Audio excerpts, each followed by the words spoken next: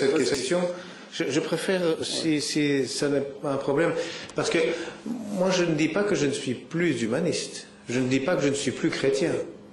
Non, je suis toujours chrétien, je suis musulman en plus, je suis toujours humaniste, je suis musulman en plus.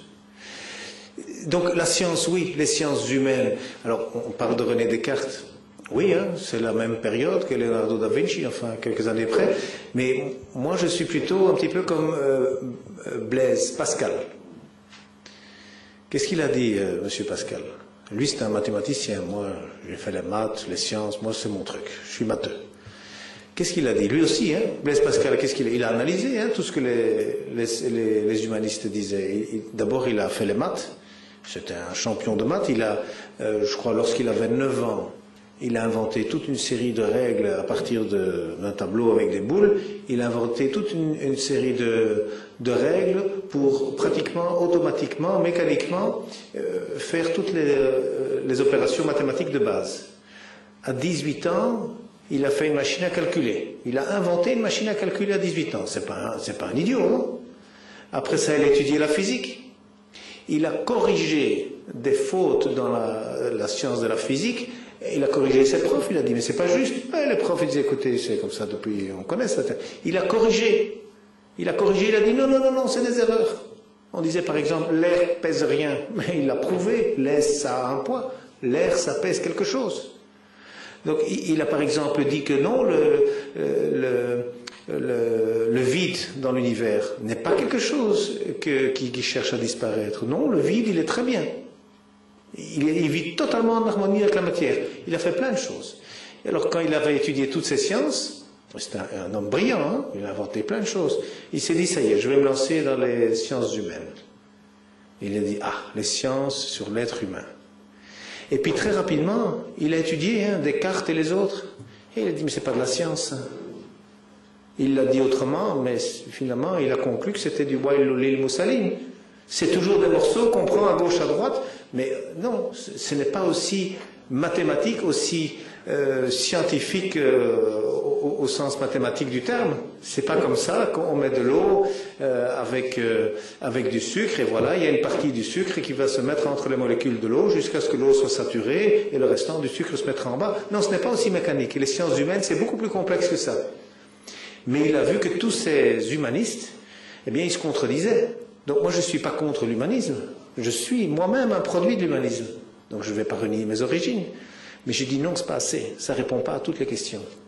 Même le professeur Vermeersch, il dit, il serait très bien, dit-il, de développer, de faire de la recherche, mais il faut beaucoup d'argent pour ça, pour développer quelles sont toutes les règles qui sont idéales entre les êtres humains.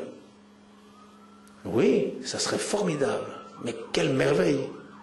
Mais moi, mon expérience, c'est qu'à travers tous les problèmes que moi j'ai rencontrés, j'ai pas eu tous les problèmes, hein, mais j'en ai eu beaucoup. J'en ai eu, moi.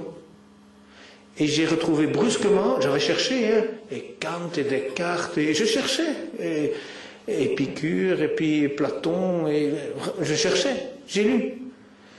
Et puis je suis tombé sur le Coran. Mais je dis, mais c'est quoi ça?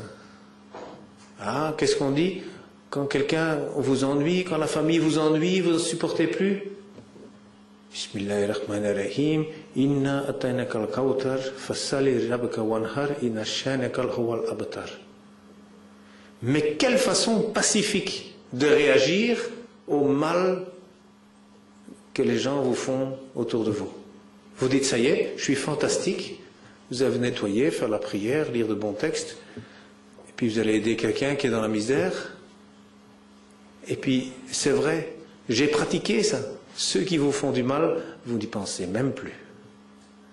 Mais est-ce que vous connaissez, vous, une façon plus pacifique, du côté scientifique, humaniste, de résoudre un problème de conflit, par exemple dans une famille, tel que moi je l'ai eu? J'ai toute la famille contre moi. Ouais, c'est quoi? Il envoie de l'argent au Maroc.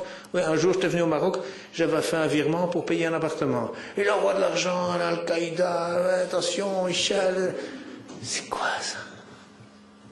Toute la famille contre moi, ils ont fait de la fraude pour me voler des choses. Mais ils vont, vraiment, hein, ils m'ont volé des choses. Hein. Je me dis, mais c'est quoi ça? Oui, moi j'ai appris. Hein. Ah oui, tu me fais ça, je vais te faire ça. Ah, tu me fais un procès, je vais te faire un procès. Et j'ai vu non. Et puis j'ai vu ma mère devant tout ça. J'ai dit, c'est quoi ça? Mes frères qui déposaient plainte contre moi, je me suis défendu en justice, j'ai obtenu raison, mais je dis non, non, non, non, maman, elle souffre, je ne peux pas faire ça. J'ai vu que ce n'était pas une solution, même si j'obtenais raison. Parce qu'il y a avoir raison et obtenir raison, ce n'est pas la même chose.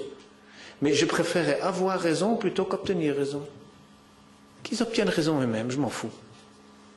Mais la vraie raison, c'est d'être bien avec sa mère, c'est d'arrêter tout ça, pour que la mère arrête de souffrir. Et ça, on ne le trouve pas dans l'humanisme. On le trouve dans le Coran. Et ça veut dire que moi, j'ai vu l'humanisme, oui, hein, exact. Toutes ces sciences, oui. Il y a des tas de choses qu'on a prouvées avec des statistiques, avec des enquêtes, les psychologues, ils ont fait des tas de règles. Moi j'ai appris tout ça. Ah, Freud, formidable, hein, tout ce qu'il a écrit. Mais il y a encore plus dans le Coran. Il y a des compléments dans le Coran. Qui sont, mais vraiment, allez, si on n'est pas d'accord avec le Kautar et qui continue à dire des méchantes choses, vous passez, clic, le Humazat. Laissez-les s'enfermer dans leur bazar, dans tous leurs mensonges. Ça y est. Ils vont se coincer, se faire du mal eux-mêmes. Où est-ce que vous trouvez ça? Chez Descartes, on trouve ça?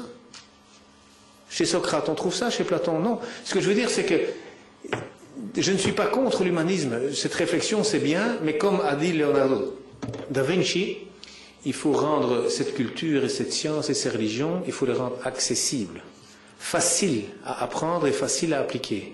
Et ça, je peux vous dire, je vois souvent des Marocains qui disent « Ah oui, Muskin, nous, on ne fait pas ce qu'il faut, on a des musulmans qui ne font pas de bonnes choses, et ah là là, ils font des mauvaises, ils font des vols, ils font de la décadence, ils boivent de l'alcool, ils font des bêtises. » D'abord, ils le font souvent pour imiter les Occidentaux, mais arrêtez de vous culpabiliser. Moi, j'ai connu la société là-bas de l'intérieur, hein, pas que de l'extérieur. Et moi, je croyais que j'arrivais ici chez les musulmans, je me dis, oulala, là, ça va être grave. J'avais vu un petit peu des Marocains en Belgique, mais je me dis, bon, c'est les Marocains dans le monde moderne, hein, un petit peu évolué, hein, civilisé. Je me suis dit, bon, je vais arriver dans un pays où il y a des chameaux, où il y a des chemins, où il y a des... Parce que c'est ça l'idée qu'on en a. Hein. Et puis j'ai vu, c'est pas du tout comme ça. Vous savez, Gandhi, on lui a posé la question. Vous connaissez Gandhi, hein, aussi finalement un humaniste. On lui a dit, qu'est-ce que vous pensez de la civilisation occidentale? Vous savez ce qu'il a répondu? Il a dit, je crois que ça serait une bonne idée de la civiliser. Donc ce que je veux dire, c'est que, vous savez, moi je connais les deux arguments, hein. J'ai été de l'avis du professeur Vermeersch. C'était mes arguments. Je les connaissais très bien. Tout mon discours était bien rodé. J'étais un humaniste. On n'a pas besoin de Dieu. C'est pour les enfants, ça. Attendez, on a les solutions. Même si on a des problèmes, on a beaucoup plus de solutions. Regardez les beaux bâtiments, les ordinateurs. Qu'est-ce qu'ils font les pays arabes? Rien du tout. Non, c'est pas comme ça. C'est qui a mis la première fois? Quel est le médecin qui a documenté le système circulatoire entre le cœur et les poumons? C'est un arabe, hein. C'est pas les Occidentaux qui ont inventé ça. Hein. Mais tout ça, on ne sait pas quand on est en Europe, et même chez les Arabes, parfois vous l'oubliez, tellement on vous casse la tête avec d'autres messages. Moi, mon message, c'est de dire non, soyez beaucoup plus sûrs de vous. Ne dites pas que vous êtes dans l'erreur, ne dites pas que vous êtes décadent. C'est pas vrai. Moi, j'ai vu les choses qui se passent en secret là-bas, vous savez. Moi, j'étais dans les familles où... des bonnes familles, bien et tout, et puis brusquement, on voit le monsieur, on voit comment il traite sa femme, c'est quoi ça? Donc je veux dire, en tant qu'enfant, j'ai vécu tout ça. Hein. Donc il y a des choses que parfois on ne voit pas de l'extérieur, et tous ces écrivains, ils ont écrit des tas de choses, et je vous dis, ils n'ont pas terminé, hein, ils continuent.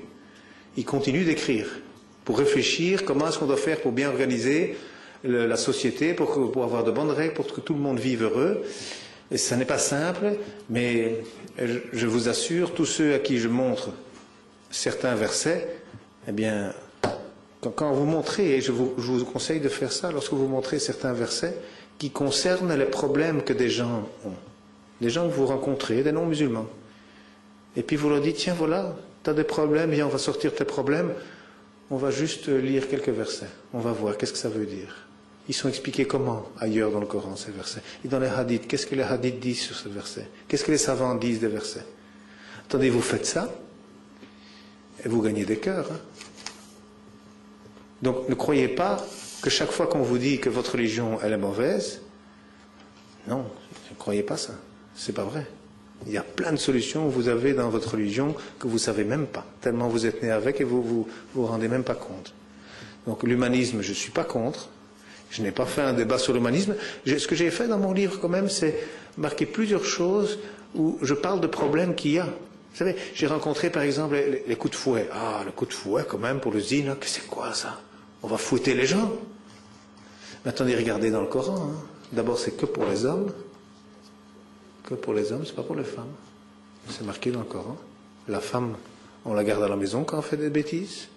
Donc si votre fille, elle va se prostituer, elle va faire des choses, vous la gardez à la maison, vous ne lui donnez pas des coups de fouet. C'est le Coran qui dit ça. Mais en effet, des hommes qui vont violer, des jeunes filles qui vont violer des femmes, ou même des... Donc qu'est-ce qu'on en fait de cela? 10 ans en prison, ils ressortent et recommencent. 10 ans en prison, ils ressortent et recommencent. 10 ans en prison, ils ressortent et recommencent. Il y en avait un Français, là, c'était la 4e fois qu'il sortait de prison, et de nouveau on devait le mettre en prison parce qu'il violait des enfants. Attendez, moi je serais musulman et je serais malade de ça et que je ne sais pas me retenir de violer des enfants. Mais je veux bien essayer, moi, donnez-moi les 100 coups de fouet. Ça va peut-être marcher. Peut-être ça va marcher. Et ça veut dire qu'il y a des solutions. Demandez un peu. Moi, j'ai rencontré une femme à Paris qui avait été violée par son frère pendant 10 ans. Et je lui ai parlé des châtiments corporels. Elle a dit, l'inceste dans l'islam, c'est comment? Bah, je dis l'inceste, enfin, je dis dans le Coran, il n'y a rien sur l'inceste, mais il y a sur les relations sexuelles. Donc c'est 100 coups de fouet. Je dis normalement, oui, il devrait avoir 100 coups de fouet pour se calmer un petit peu. Quoi, elle dit? C'est tout? Il peut avoir 100 coups de fouet tous les mois, hein, pendant 10 ans. Donc on peut voir un peu les deux côtés de la médaille. Hein. C'est vrai que c'est grave de donner des coups de fouet, mais d'être violé, c'est quoi? Est-ce que c'est grave? Donc, ce que je veux dire, c'est qu'il y a toujours les deux côtés de la médaille. Aujourd'hui, on essaye, les scientifiques, ils essayent avec des produits chimiques, la castration chimique, comme on dit, hein, pour donner que les hommes n'aient plus envie de violer les enfants, de violer les femmes. Mais oui, mais dès qu'ils arrêtent, ils en ont envie. Donc, c'est là-dedans qu'il faut corriger. C'est pas seulement avec des pilules que ça marche, c'est là-dedans. Mais c'est une science très compliquée, hein, la science psychologique.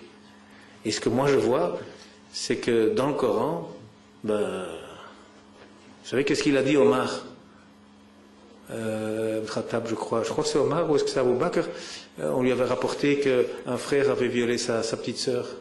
Mais il a dit tuez-le. Parce qu'il y en a qui sont parfois tellement malades, mais c'est grave, hein.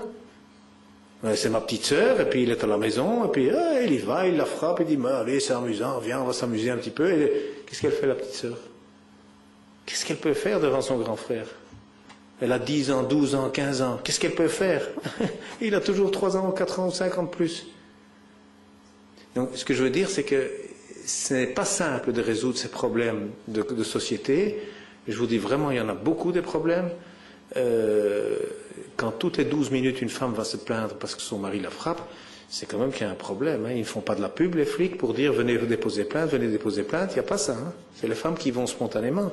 Il y a des asiles où les femmes peuvent aller s'enfermer avec leurs enfants et il n'y a pas un homme qui rentre là-dedans. Tellement elles ont peur de leur mari. Il va les trouver n'importe où. Elles vont parfois s'enfermer là pendant 2, 3 mois, 4 mois avant de résoudre des problèmes pour... Parce qu'une femme qui se fait frapper, elle croit toujours que c'est un peu de sa faute et puis elle a peur. Hein. Ah oui, ça doit être moi, j'ai sans doute dû dire des choses qui n'allaient pas.